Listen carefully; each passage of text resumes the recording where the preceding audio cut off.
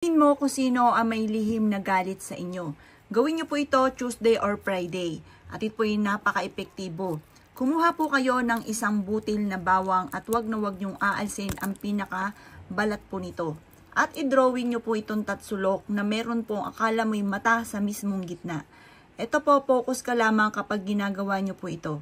At pagkatapos mga boss, kumuha po kayo ng aspile.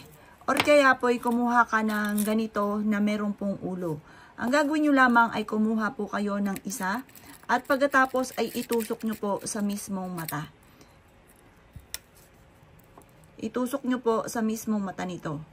Tutulungan po kayo nito kung sino man yung tao na nananalbahi po sa inyo.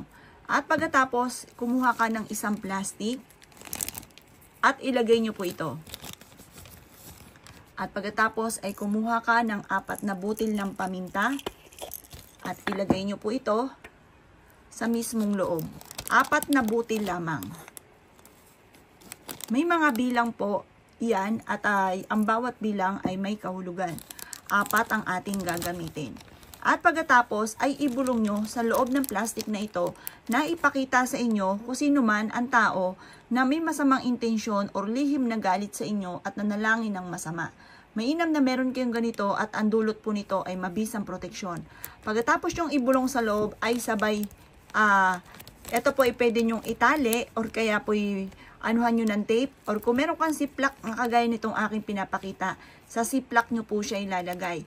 Basta mainam na mailubulong nyo po muna dito sa loob ng ating plastic ang inyong hangarin.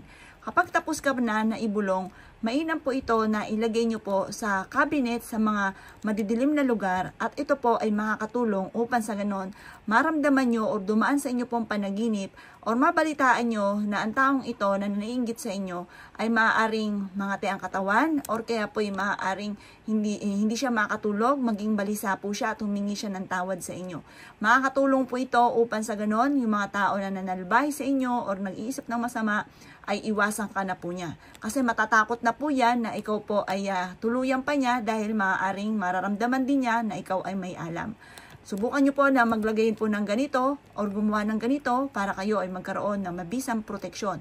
Para lang po ito sa mga tao na maaaring gumagawa sa inyo ng masama. Pero kung wala namang gumagawa ng masama, ay di magaling. Pero mas mainam, gawin nyo po ito upang sa ganon, meron kang proteksyon saan man kayo tutungo. At hindi basta uubra-ubra yung mga taong luluko-luko dyan sa inyo dahil malalaman nila na kayo ay may alam din.